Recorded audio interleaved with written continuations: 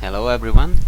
Today I'm not solving an exercise or giving an important part of theory of your curriculum. I'm just providing perhaps an intuitive theory kind of video. So the question is quite clear. You can see it here. Why is symplectic geometry formulated the way it is? And before even starting, I feel that it's important to give credit to the original author of this precise idea, because everything that I'm explaining today in this video was stated first by this researcher, Henry Kohn. He wrote some years ago, I think, this post in his webpage, why symplectic geometry is the natural setting for classical mechanics.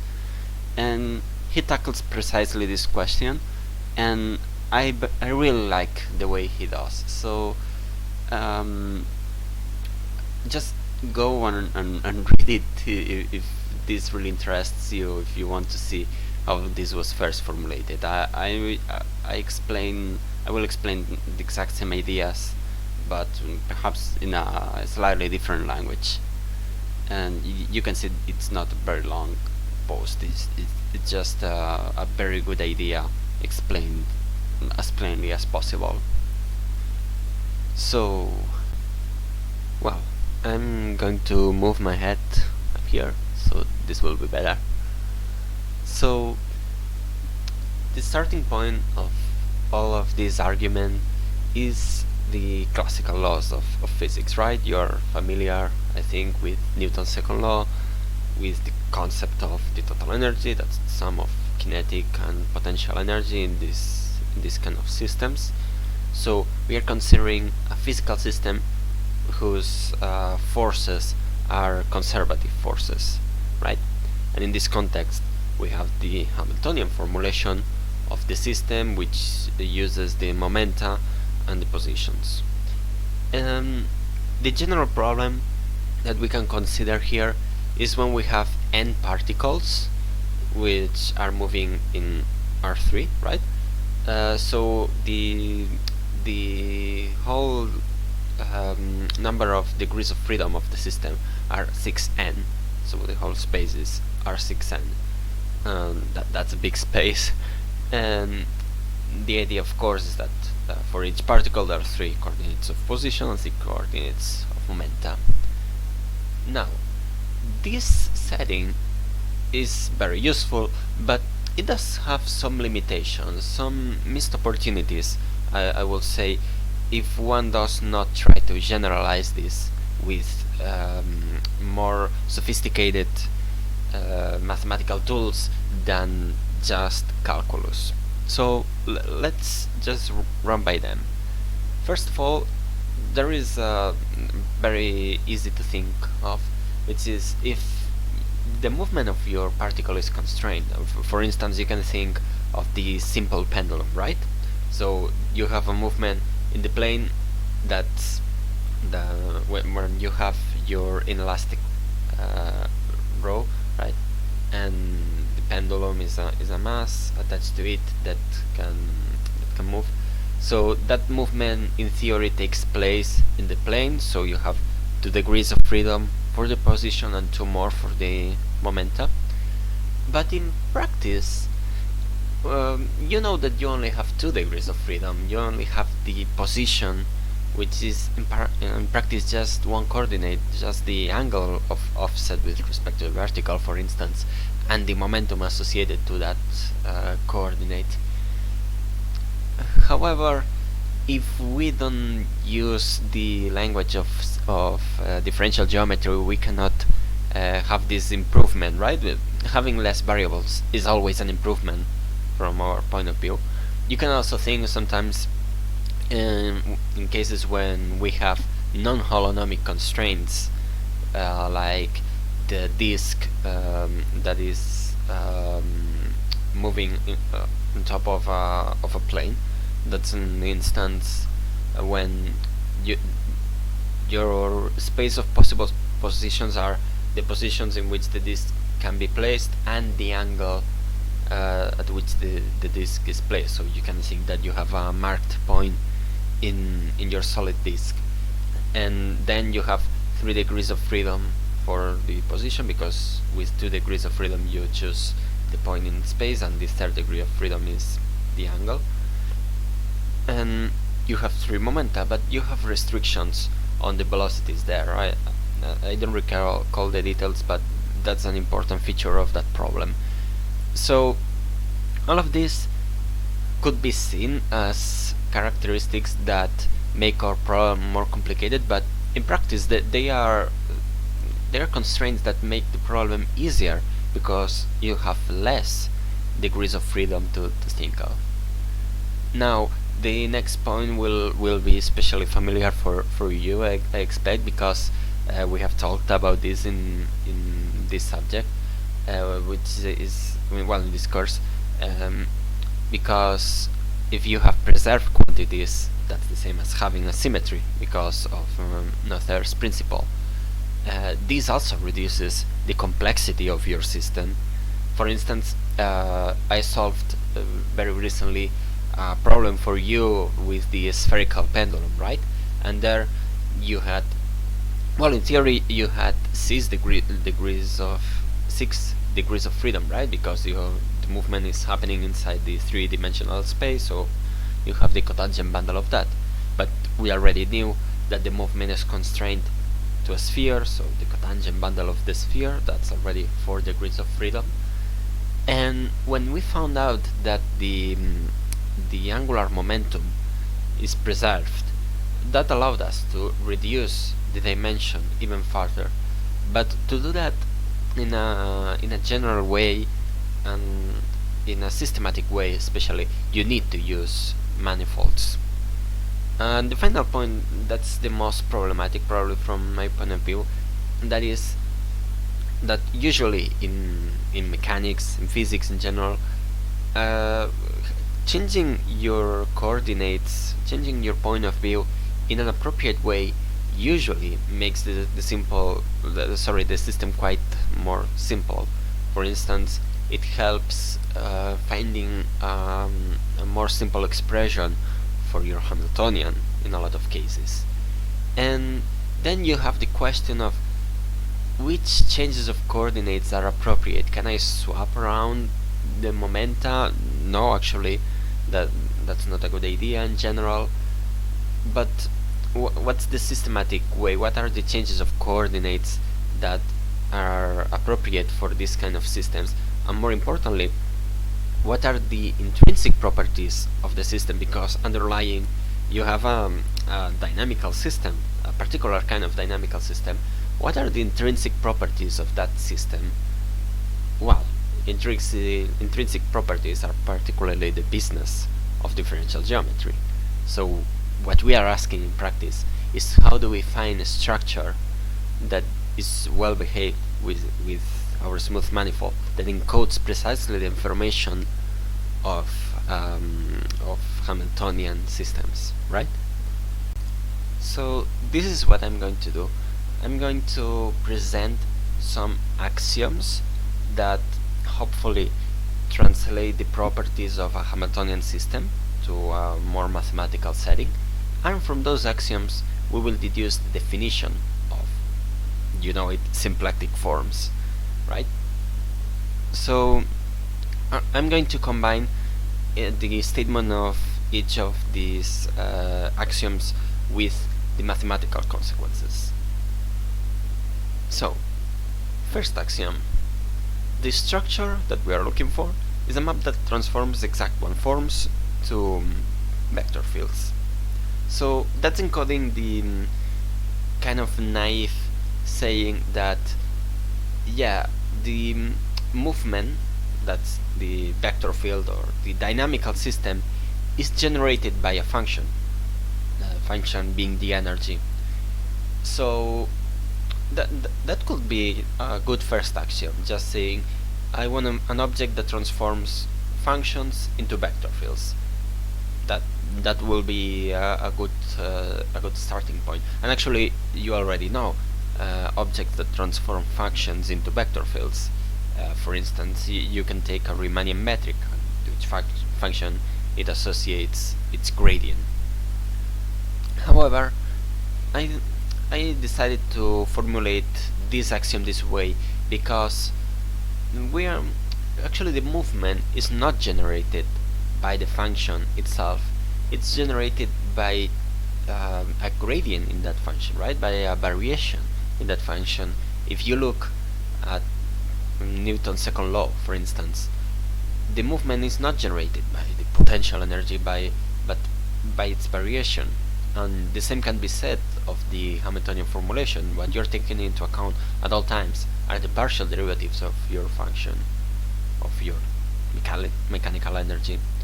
And you know that actually the mechanical energy generates exactly the same system if you add a constant to it.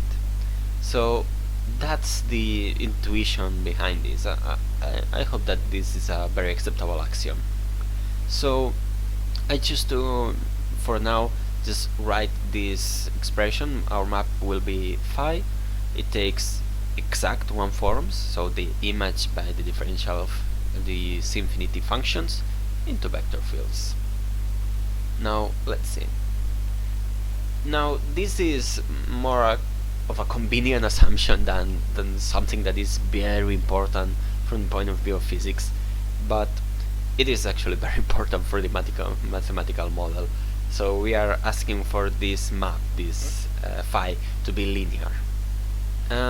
Is that a reasonable assumption? I will contend that yes, it is a very reasonable assumption. If you look at how the Hamiltonian system is formulated, linearity is embedded well there.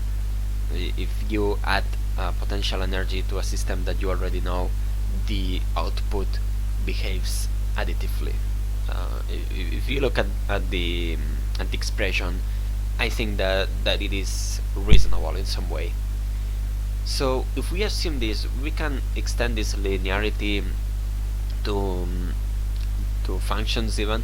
So this provides us with a way to extend this map phi from exact forms to arbitrary forms. And the way to do that is by looking at open sets, at small neighborhoods, right? At trivializing, at charts of your manifold. And if you look at a contractible set, then all forms can be seen, well, actually all closed forms can be seen as exact, but if you think about it, all forms can be seen as a linear combination of exact forms, because you can just choose a trivializing chart, right? You find coordinates for your neighborhood, and then all the forms are combinations by functions of the differentials of those coordinates. In a way, I hope that's clear. But anyway, if you extend this map linearly, you can compute the image of any given one form into a vector field. So you can, if you exercise a little bit the linear algebra, or multilinear algebra actually, then you see that this phi is a section, of course, but at each point is a homomorphism from the cotangent bundle into the tangent bundle. So that's the idea of this axiom. It allows us to get a proper object here.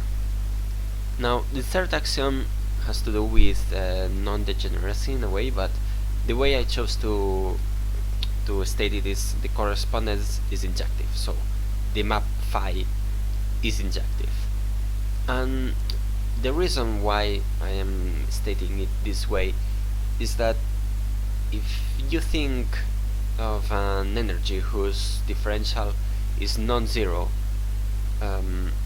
then you expect it to always yield a non-trivial movement, right? You expect it to generate a non-zero vector field, and that is the idea behind this axiom. This is perhaps the most weird of all the axioms, but it is very important. So, I will leave you to think about it. But the consequence of these three axioms, what we can do with them, is constructing a different object, which will be convenient in very shortly. So you have this map, which is a monomorphism in each fiber, right? And I can start looking at variations of this map. So instead of taking the map itself, I can take the dual, right? So it is a section, schema means section. So it is a section of the bundle of homomorphisms from the vector field, the tangent bundle, sorry, into the cotangent bundle. So this is a map that takes a vector field and returns a one form. And yeah, it is the dual in the sense of linear algebra of this map. However, this set is equivalent to this one. If it's not clear, well, you can think of the sections instead of the sets themselves. Sorry. So think about it. An object of these sections, right? As I said just a second ago, it is an object that takes as an input a vector field and gives you as an output a one form, which in turn is an object that takes as an input a vector field and returns a function. So instead of inputting in 2 times these vector fields, right, you can just input them all at once and the result should be the same. So you expect an object such that you input 2 vector fields and get a function, and those are precisely the sections of this vector bundle, right? Cotangent bundle, tensor times cotangent bundle. So I will call omega the object that is equivalent to phi star in this in the sections of this bundle. What I'm trying to say is that this object is equivalent to this one, and let's see how this works, because this is a very abstract construction, but it can be realized in a very specific way. So the first idea was, in practice, we just want an object that takes a function and spits out a vector field, right? A dynamical system. So this is what we will do here. We take a function, total energy. Oh, sorry, this is a typo here. It will be infinity instead of the star. So we take a smooth function, and the corresponding vector field is, well, you know it very well. This is the Hamiltonian vector field according to classic symplectic geometry. And this formula, it's nothing else than the way to express elements from these sections here when you are thinking from here. Here one could be worried because we always write this equation with a minus, and there is no obvious reason why it should be. As I said in another video, it makes a lot of sense to use the minus sign here, because then you recover exactly the classical Hamiltonian formulation, otherwise you will get the opposite of it. And from the point of view of the axioms of the theory and the properties of the physical system, this actually doesn't make a huge difference. All it does is reverse the time orientation in a way, so you will be looking at your system backwards in time instead of in the right direction in a way. So if you do all your theory with a plus sign here, it's actually fine. No, everything works perfectly fine. We will use minus sign because we want to be consistent, and we always use a minus sign here.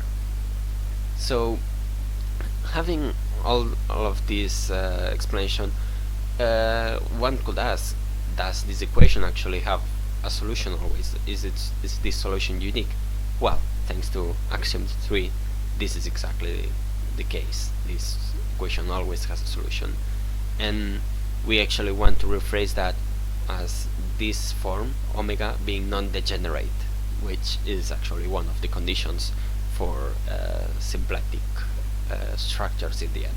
and here you have the mathematical stating of that particular property. Well, now all these axioms were pretty dry ones.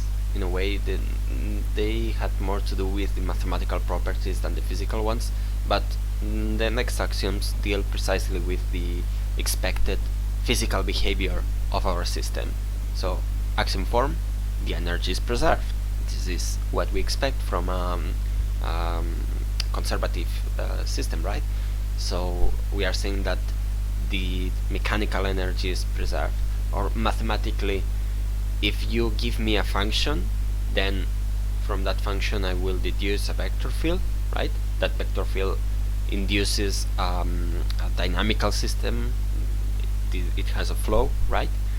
And that dynamical system in its orbits preserves your input function. So this is precisely what we are asking for mathematically. So the way to express this, you can see it here. You're just saying I have the flow, I start at any point x belonging to my manifold, which is usually the cotangent bundle of something, right? And then you are asking for this to be constant in time. If you are asked for this, the favorite trick of differential geometers is deriving things, right? So if we differentiate this with respect to time, we get that we are actually just pairing the one form, the h, with the Hamiltonian vector field. So that we can apply the definition of Hamiltonian vector field, and we get that this is the symplectic form. I am calling already a form. Well, the symplectic structure evaluated at the Hamiltonian vector field by itself. So this axiom gives us that this is 0 for all h that you can choose. It is not enough to get what we will want. We will want this axiom to mean that this structure is actually an alternate tensor to form, right? We will want this to be 0 for any vector field that I put here, not just for the Hamiltonian vector fields. So one could say, well, Joachim, you got your axiom wrong, you have to replace it by something more restrictive. But this is not necessarily true, actually. It is enough with Hamiltonian vector fields. And the argument is the following. It's a little bit involved, but I think it will be clear. So let us, well, the essence of the argument is that any tangent vector of the manifold at any given point occurs as the image of a Hamiltonian vector field, always. So the idea is for every point of the manifold, for every vector in that tangent space to that point, you will have a Hamiltonian vector field such that it passes through that point with that precise velocity. This does not mean that all vector fields are Hamiltonian, but I think it is kind of clear. And the reason for that is what we found 2 slides ago. 2 slides ago we said, okay, this map here, this is a monomorphism. However, these vector spaces, when we fix the x, this is a vector space. These vector spaces have the same dimension, so this means that this is an isomorphism. Therefore, if I choose a vector here, I can do the anti-image of that. That's a lot, because this is an isomorphism, right? So if we apply this, we get a one form. Now we can extend that one form using a BAM function, for instance, and if you extend it appropriately, then that should be always exact, if I'm not mistaken, and then you can just take the primitive of that exact one form, right? And this is that function h, and you use that h to get a vector Hamiltonian vector field that, well, it satisfies exactly what you will want here, right? So this means that if you choose any point of your manifold and evaluate any tangent vector there, then this expression is always 0, and that happens for all and for all. Then this means that the form is alternate, and this property is actually satisfied for vector fields even. So this is a little bit of an involved argument, but I hope that that's clear enough. So now we have all the right to call it symplectic form as we wanted. So there's only one property left to prove, right? We want this form to be closed, and the reason for that is quite involved actually. I'm going to move my face down here. It will go up in a second. So the fifth axiom for me is the map is homogeneous along the trajectories of the system. So this can be seen in a way as asking that as I said, the laws of movement are constant along the flow of the Hamiltonian vector field. This sounds a little bit metaphysical, but you can look at it by thinking, well, at this point you should be able to define already what a symplectic transformation is, right? A symplectomorphism. So this will be equivalent to say, at all times the flow of a Hamiltonian vector field should be at least a symplectomorphism. So Hamiltonian vector fields should be symplectic at the very least. Or if you want to rephrase it in a way that is familiar to physics, you could be saying, if I change my coordinates according to the movement of my system, I expect that change of coordinates to at least preserve my structure. So, well, preserve the structure means that I should ask that change of coordinates to be a valid change of coordinates, in the sense that it preserves the properties of the system. So these are some ways to understand it. You can also understand it in terms of areas. So you could say that you want your symplectic form to be such that if you take any ball, any contractible ball inside of your manifold, you want the area of that ball with respect to your symplectic form to be 0. Applying Stokes' theorem, you can see why that's equivalent. But I think that this is the axiom that makes more sense from the point of view of physics. And actually that's a very important axiom. That's the reason why Moser trick works, and therefore the reason why you have the Darboux theorem.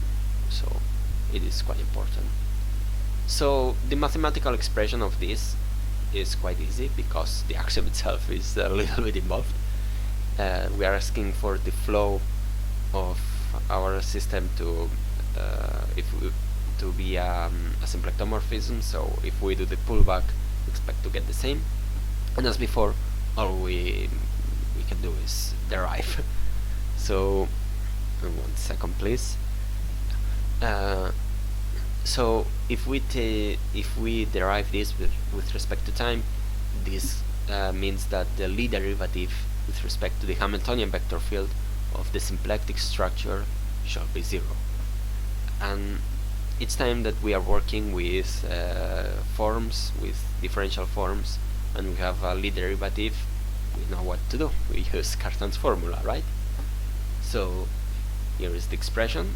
On the right hand side, we are asking for this to be 0. This is our axiom, and we can see that this term here, the second term, is actually 0 because the part inside of the differential, if you look at the expression of the Hamiltonian vector field, this can be seen to be equal to an exact form, therefore closed form, so this is 0.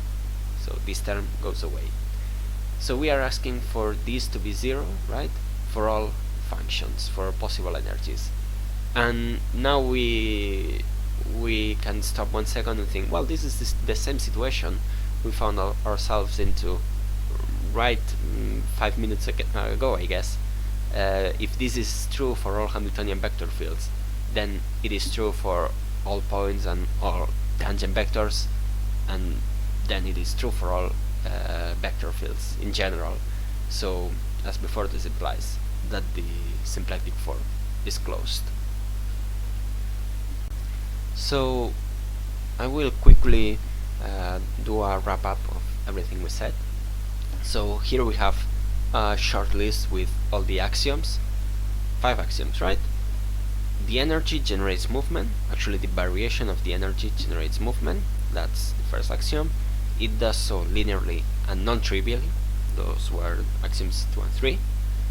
And finally, the physical axioms, in a way.